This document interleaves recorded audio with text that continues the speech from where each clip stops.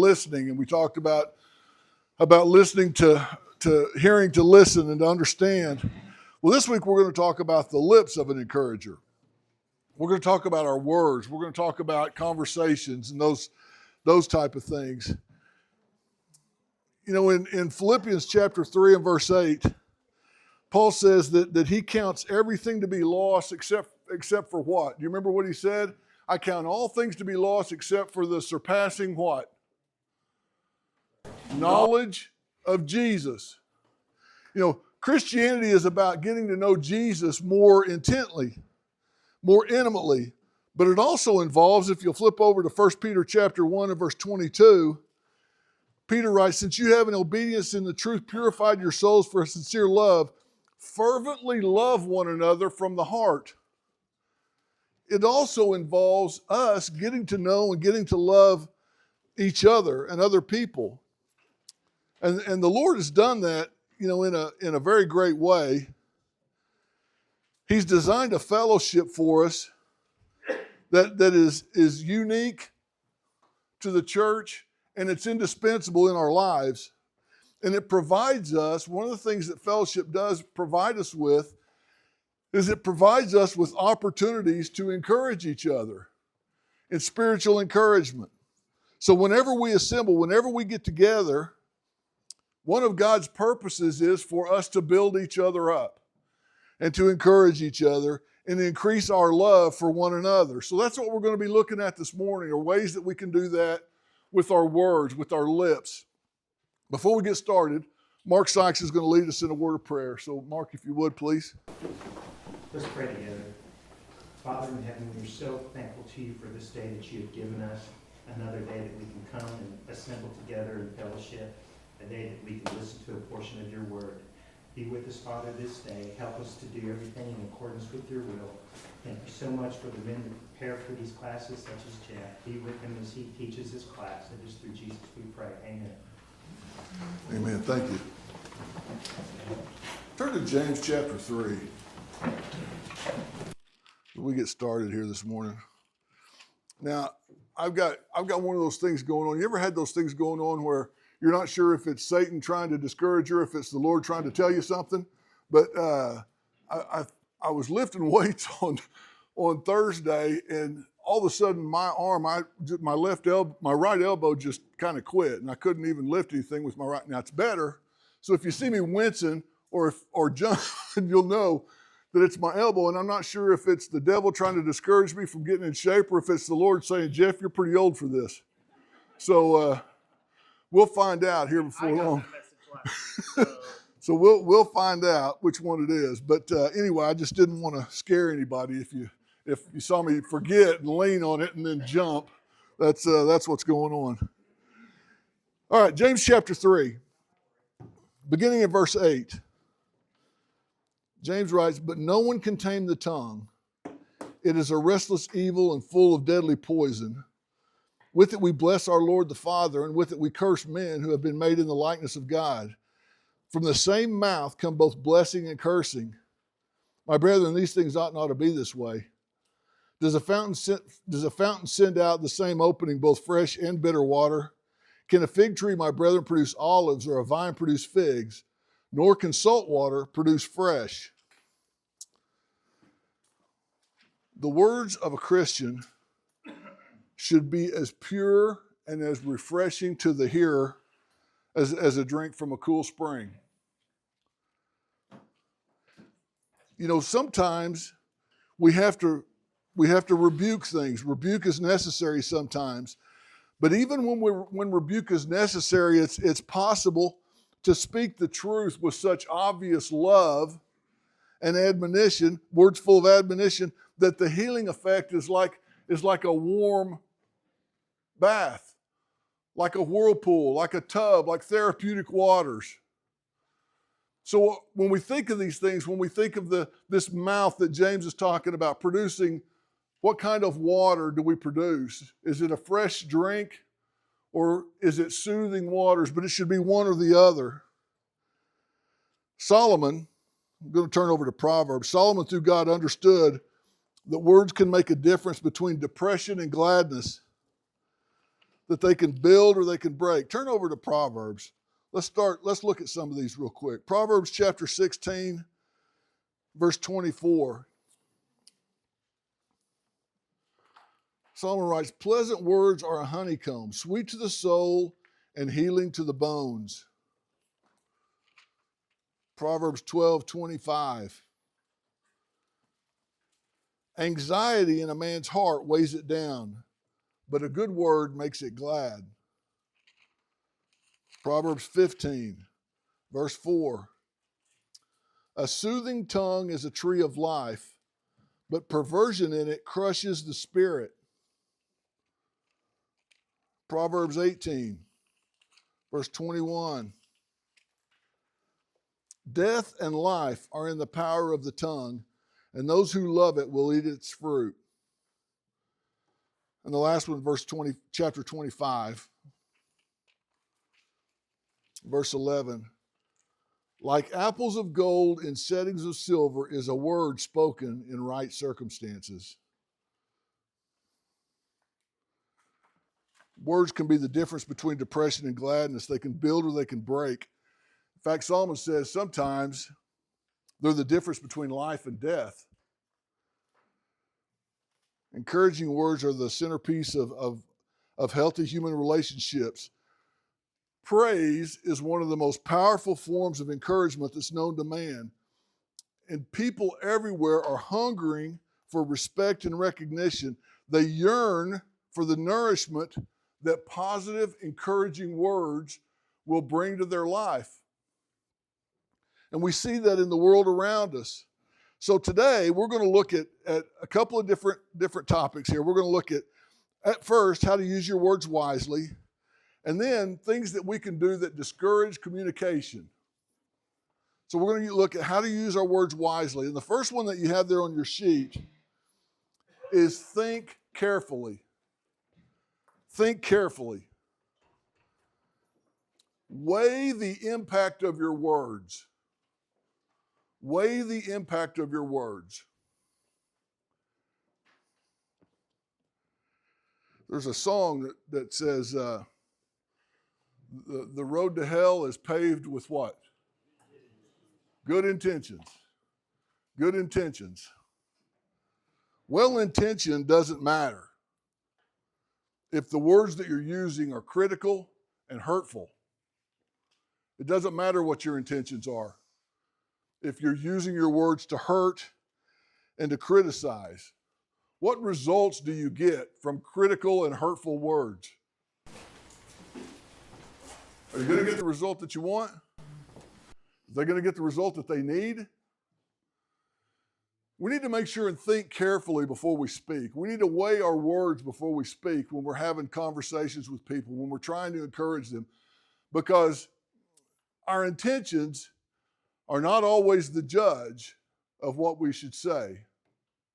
Our intentions are not always the judge of what we should say. Number 2, compliment credibly. What do you think I mean when I say compliment credibly? Sincere. Do what? Be sincere. Be sincere. Sincere, be truthful. You ever had an insincere compliment? Most of them, actually. How does that make you feel? Does that build you up and get you ready and raring to go for the next one? Insincere words are like monopoly money. They're like monopoly money. It's fake. It's phony. Doesn't do anything. They have no value at all.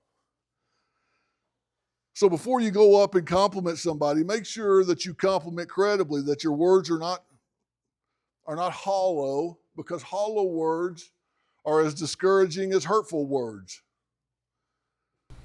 What's an example of an insincere? Yes. Just one time I had a man tell me for a woman as big as I was, I looked really nice that day. I said, I'm going to take that as a compliment. He said, oh, I meant it this way. Oh, I'm sure you did. Yeah. Think carefully and think about Jonita before you speak. Am I all right? but that's a perfect example of what we're talking about. I mean, I'm sure he was well He intentioned. meant well. He was well intentioned in what he said, but he used a very hurtful way of saying it. You want to take over this? No, that's fantastic. That happened about 20 years ago too, so you can see. So obviously you've slimmed up since then, so it did not happen. Somebody give me an example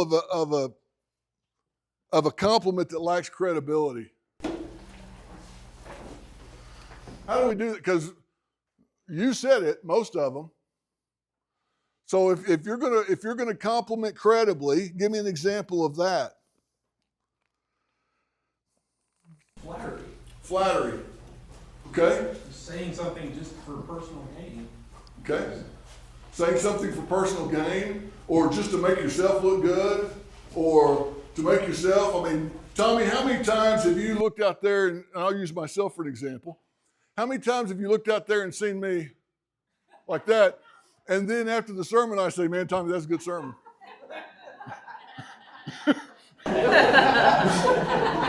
Go on to answer that, Tom. I mean, it happens, and we may not have the extreme that Tommy has all that experience of seeing, but we do know those things. People come up and compliment about something, and you're like, you have no idea what I did,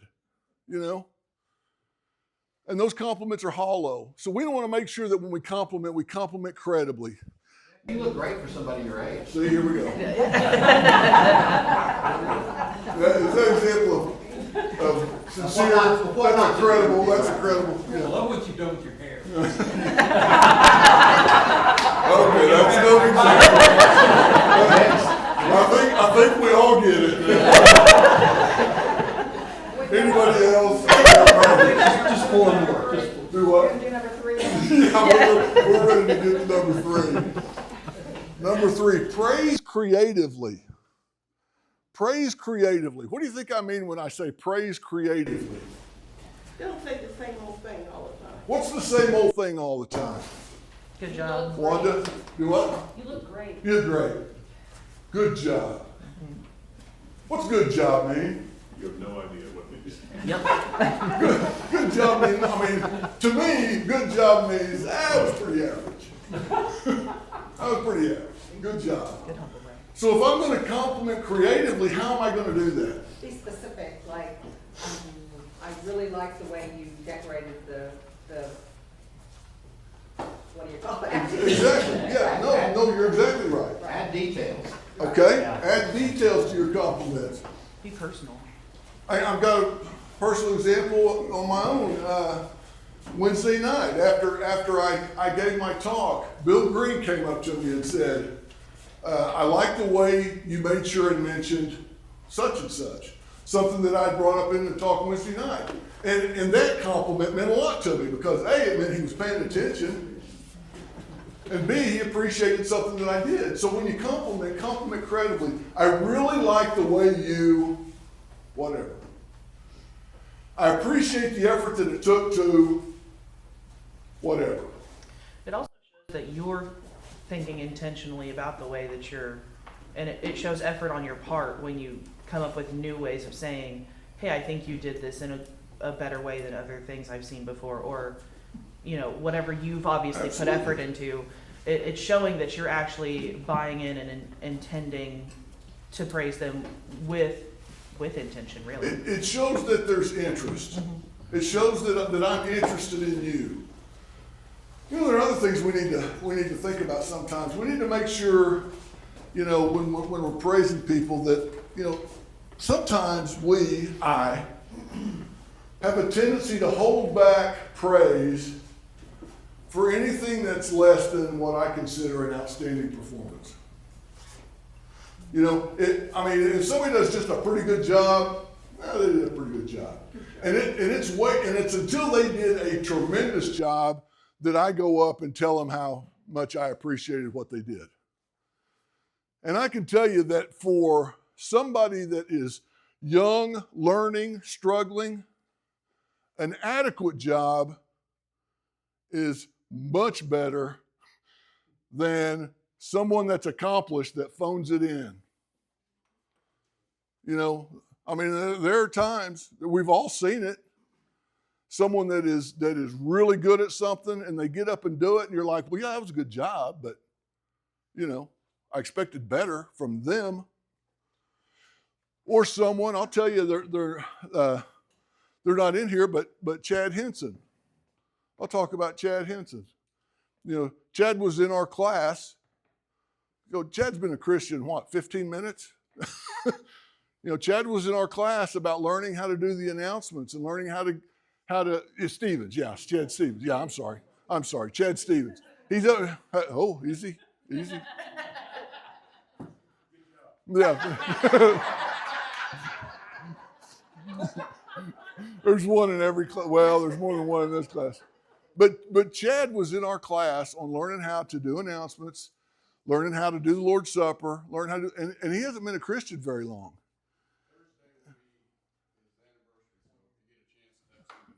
Okay, yeah. So he's been a Christian less than a year, and you know he did the Lord's Supper last week. Did a great job. He's done a good job when he's led prayers. He's done a good job when he's done announcements.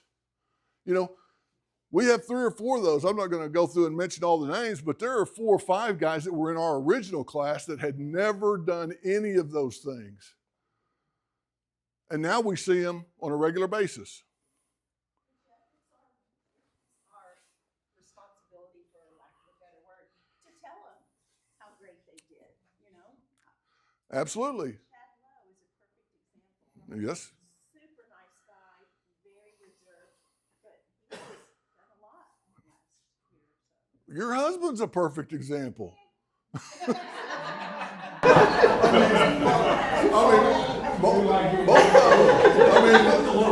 I'm not, and I don't want to pick on Mark, but it wasn't that long ago that Mark wasn't leading any prayers or doing anything like that. And now, not only is he leading them, he's in charge of getting the guys to lead them on Wednesday nights. I mean, so when you compliment specifically, and remember that sometimes we don't all start as experts. We don't all start where we want to be. It takes a while to get there, and encouragement is part of it. What did I say that's funny about that? What? Your dad told me what an expert. I know what an expert is. Yeah. Jeff, aren't we all in training when it comes to service work, though? We are. I mean, you're not going to knock it out of the park every time you do something, right? And it's a constant training. It's a constant do better. It's a constant trying to improve. It is. And by complimenting you, by telling you, I'm expressing my faith in your ability to not only improve, but to succeed. But there's a reverse side to that. You need to learn to take a compliment. Exactly. In fact, I'll get to that here in a little bit. But yes, absolutely. There are a lot of people that don't take compliments well. And it doesn't have to just be a compliment. You can, like, I've told some of the young men when they were serving, I'll just say, thank you so much for serving. Right. I really enjoy watching you grow. You know, you don't have to say, you did a great job. You can say something else, but still compliment them. And we need to do that. We really do. We need to compliment, but when we compliment, we need to make sure that we're complimenting credibly. Yeah. I think it's also just one of the random things going through my head, but I think it's important to also remember, and because this has been me at one point or another, that sometimes just making it through those doors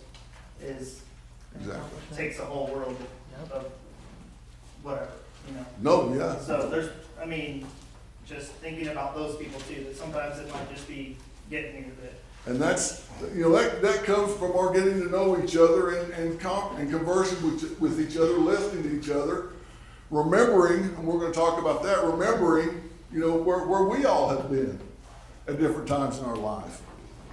Number 4, speak specifically. I think we kind of talked a little bit about that with this creative praise, about speaking specifically, about telling them I liked specific things about what you did. I appreciate the specific thing that you did, but be specific in your compliments and when you're talking to people.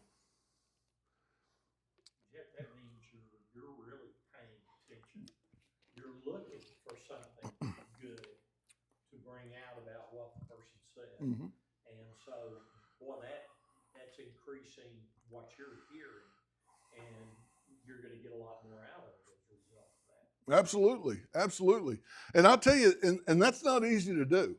I can tell you, and I don't know, I can't speak for preachers, but I can speak for teachers, that when I'm sitting in somebody else's class, sometimes it's hard for me to keep my mind on what they're saying as opposed to how I would have taught it. You know, I might have done it differently. We might have gone in a different direction if I was teaching that class. So it's an effort.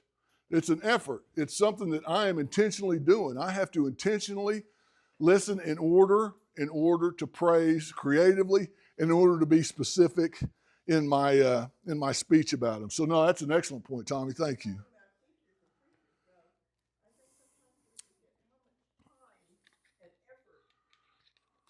Either one have put in on what they did. Whether you thought it was the greatest time ever, they spent a lot of time and effort That's true. to do this, and they may not be the greatest teachers that you've ever had, but they tried. Yeah, no, absolutely. And it's not just teachers. I mean, I have known people that have looked at the bulletin boards in the old building with, when we stapled remember when you used to staple the trim around the edge of the bulletin boards for Vacation Bible School? And when they walked down the hallway, all they saw was it was crooked. They didn't take into mind that the person that was stapling them was this tall. You know, the good effort, the effort that it took for someone this big to get to the top of this and staple the border around the bulletin board. So it can be all kinds of things like that. You know, you see those things. If it isn't done the way that you would do it, or as well as you could do it, or how you would do it, it's still worthy of praise for the effort. So that's an excellent point. Number 5, inspire indelibly. You know what indelibly means? You know what that means? I can't even spell it. Do what? Indelibly? Do we know what it means? I definitely don't teach English. Indelibly. Something that lasts. If I'm going to inspire indelibly on something that lasts, what am I going to do? I'm going to write a note.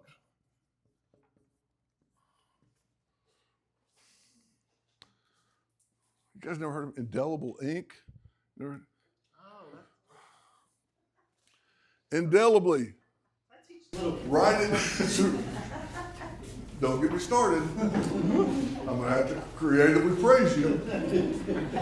Inspire indelibly. Write it down. Write them a note. Those things last. How many of you save your birthday cards?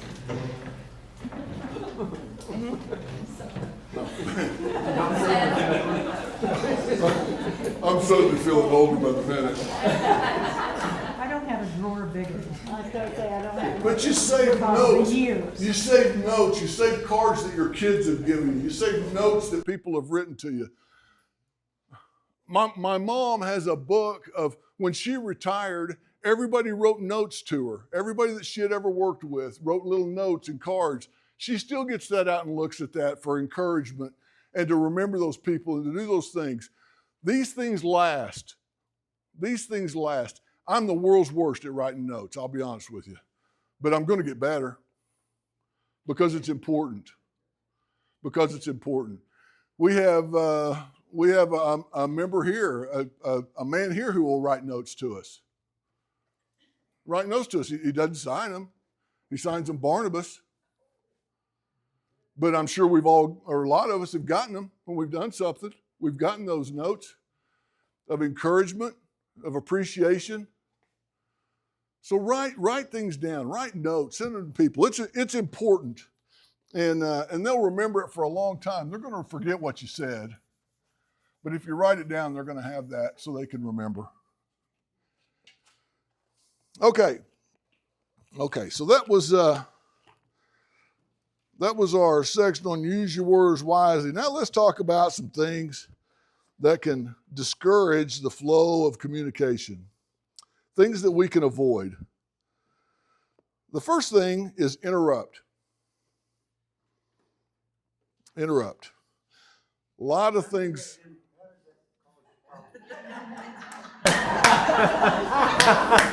There's a lot of messages we send when we interrupt, Dan. What are some of the messages that you send when you interrupt somebody? What I think is more important than what you think. Okay, what I think is, I'm smarter than you. I don't know about that. And what I think is smarter than, what I'm gonna say is smarter than what you were gonna say. Or I know what you're gonna say and I have an answer for that. Exactly. Right. That same thing. I got the answer. I don't even need to hear everything you're saying. I've got your answer. Sends a lot of messages. What I have to say, I've already made up my mind about what you're gonna say. I don't need to listen to what, because I've already made up my mind. Whatever the subject is, I've already made up my mind. So I don't need to listen to everything, so you can stop now and let me go. So we want to make sure that we don't interrupt. Interruption is one of the great discouragers to communication. The second one we've talked about a little bit already is criticize. Criticize. You know, most critics justify their words based on their intentions. They justify themselves by telling themselves that they have good intentions. They fool themselves. They fool themselves into thinking that you should be glad to hear what I have to say, because I'm just trying to help by criticizing. Scott. So we had a situation a while back with one of our boys that he had gotten up and done announcements, and a kind-hearted person came up to him afterwards and praised him, but then followed it with criticism, and it about broke him. He about did not want to get up and do announcements again. So having critique added to praise nullifies the praise. Absolutely. And we had to turn it into kind of a joke. Absolutely. To try and get him over it, and he did, but. Well, because he had someone there to help him. But imagine a young man that doesn't have somebody there to help him. Imagine one of these young men that's coming as a visitor of some of our others and gets involved, and the first time they get up to do announcements, you know, we criticize the way they do it. You know, so we want to make sure. And she wasn't wrong in the criticism. Yeah, but that's not the time. That's not the exactly, place. exactly. One of my old teachers told me that criticism is never constructive unless it's asked for. That's a good point. It's a really good point. Jim. Yeah, it reminds me that I was saying, and I know most everybody's heard me bring it up before because it's something I think is so true. We often hear the phrase, it's not what you say, but how you say it's important. That's not true. I don't believe that, maybe to some degree, but what's important is what they hear you say. So sometimes, maybe in that situation, somebody thought maybe they were really helping. Were they intending to break him? Probably not. You want to believe the very best, and probably I think that's fair to say. But it's what he heard that has stuck with him. Absolutely. And so it's not necessarily what you say or how you say it, but it's what people hear you say that's important, and we need to try to be attentive. Yeah, that only works with dogs. Yeah. You idiot. They'll come right to you. They'll come right to you, won't they? I mean, that's the only ones that works with them. You little moron, come over here, and they'll come right to you. You know, so it only works with dogs. But I can tell you that most of us who have been guilty of this in the past, it's not because we wanted to break someone. We have literally fooled ourselves into thinking that we're doing someone a favor. We're helping them out. But the words we use are just criticism. And most of the times they're unjust.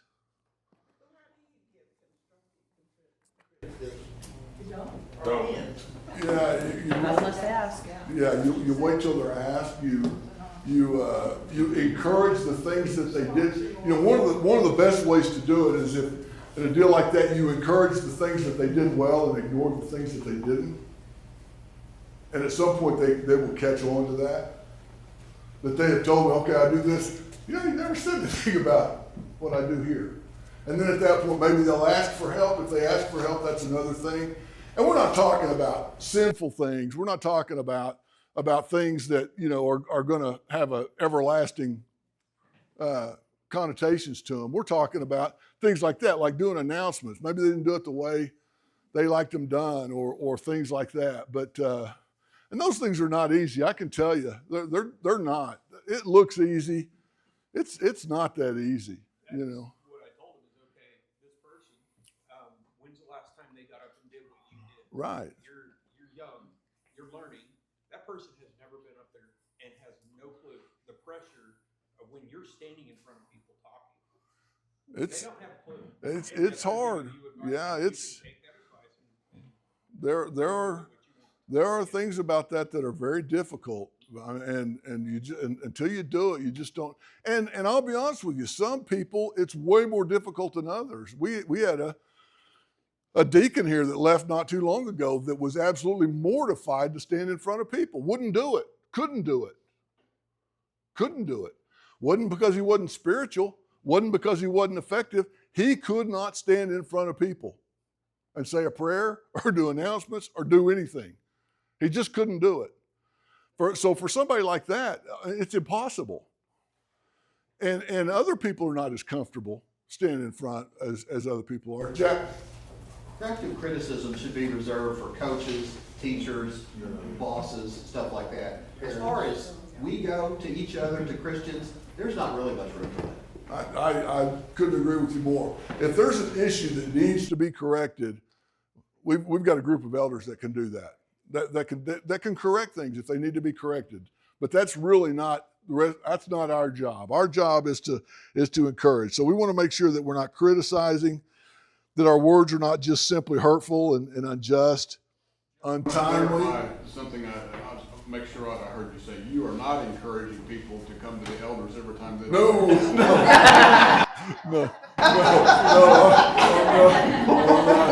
Trust me, our elders pick up on stuff quicker than we do. No, I'm just kidding.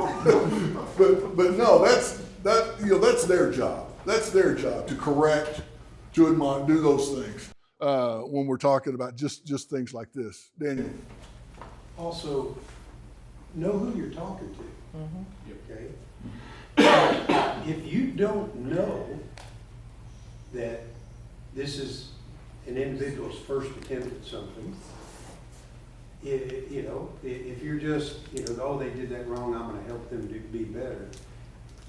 You need to understand where they are before you. That's when you give the constructive criticism. I can come to you. If I think you've made a mistake, I can come to you because I know you and you know me and you know my heart as well as I know your heart. Okay? Now, and in the case of a young man trying to do something, well, he's got some good parents that I went to a singing camp and I was leading singing a different way when I came back, and a lady said, "Nice job," and looked at my dad and said, "You know what to talk to him about," and walked away, and he did.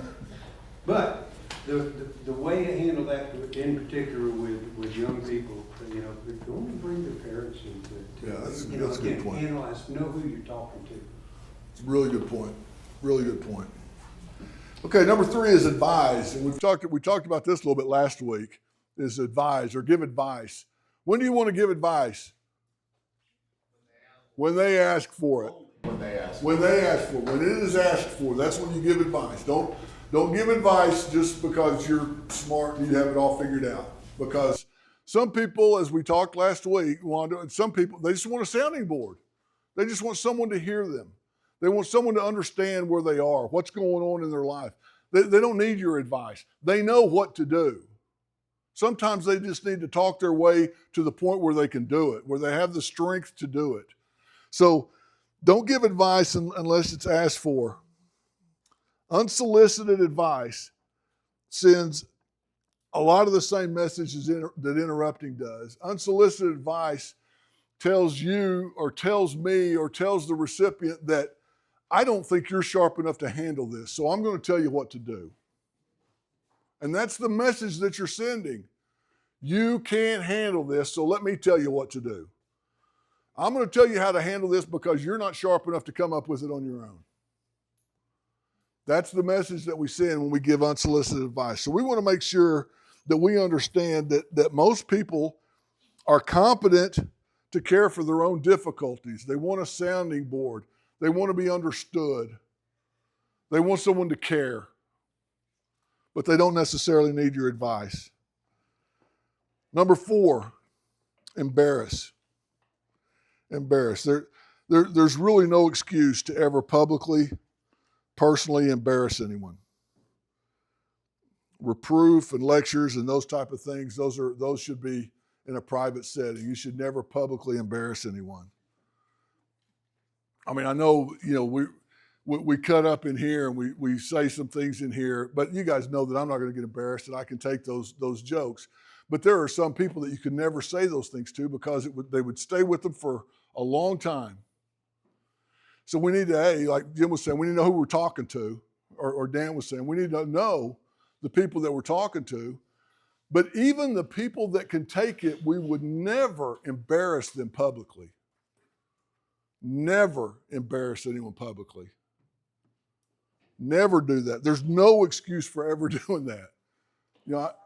I do what? And sarcasm. Yes, exactly. Because what is it that makes sarcasm funny? There's an It's true. element of truth in it. Because there's some truth to it. That's what makes it funny, and that's what makes it cut so deeply. So we need to make sure that we do what? I'm just joking. We need to make sure that we are being sarcastic with the right people. If we do it at all, I'm trying to be less sarcastic than I used to be because it is hard. I don't want to end up like Dan. Dan's gonna have to somebody's gonna rebuke him at some point, and he ain't gonna like it.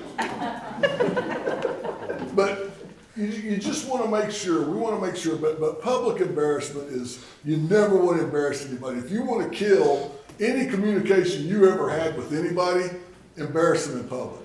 You get to where like you feel like you never do anything right. Yeah. You get criticized so much, you should have done this, you just feel like you never do anything right. It can certainly happen, absolutely. Absolutely. So we need to make sure that we're doing these things, that we're following James' words, and that we're loving each other. Number 5, condescend. If you're in a position of authority, or if you have influence on someone else, you want to be very careful in what you say and how you say it. You never want to come across as condescending.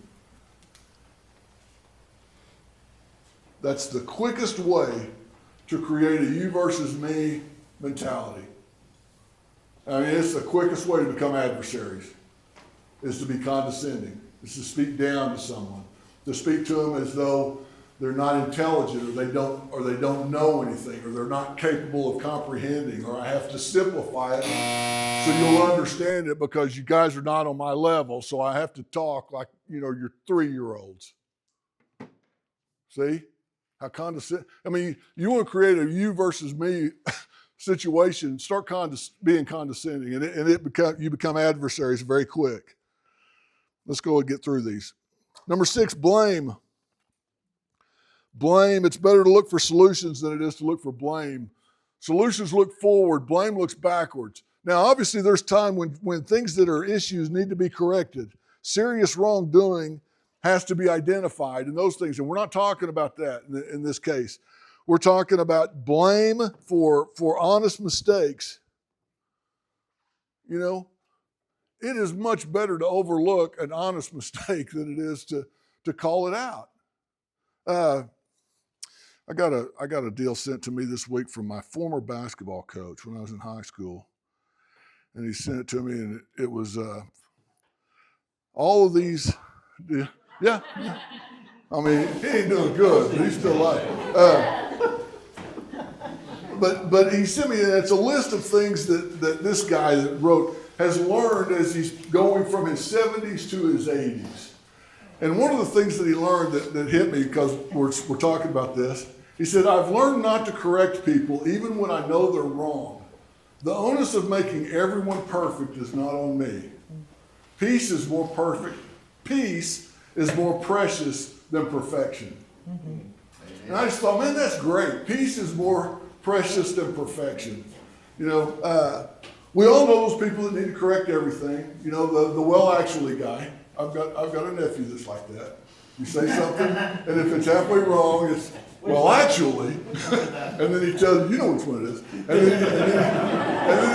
then he has to straighten it out. And we all know the Google researcher, that every time you say something, they're on Google checking the facts to make sure that you got the statistics right. Peace is more precious than perfection. So we want to make sure that we're not always trying to correct. We don't want to, number 7, we don't want to overreact. We want to make sure that we have things in perspective before we explode. We want to make sure that we have things in perspective before we explode. Because I tell you, if everything is a big problem, nothing's a big problem. If I explode over everything that goes wrong, when I need to explode, there's no dynamite there. There's no dynamite. If every time we disagree, I have a big problem with it. Well, when we really disagree over something important, and I disagree, what's your reaction? He disagrees over everything. He doesn't like anything. This is not any bigger than whatever else it was. So if everything's a problem, nothing's a problem. If you argue over everything when you really need to argue, you don't have any teeth. So we want to make sure that we don't overreact. We don't do things. We want to make sure that we don't distort the situation. We want to make sure that a strongly held view that I have, an opinion that I have, does not taint the way I see what you're saying. I want to listen to what you're saying and listen to how you're saying it. And I don't want my prejudgment to come into view on that. So we want to make sure that we don't distort with our own viewpoints. We want to strive to see the situation as it is. We don't want to overlook. We don't want to overlook. Sometimes failure to recognize a significant achievement can really diminish someone's future effort. If someone puts a lot of work into something, a lot of work, and they really tried their hardest, and when they're finished, no one says anything.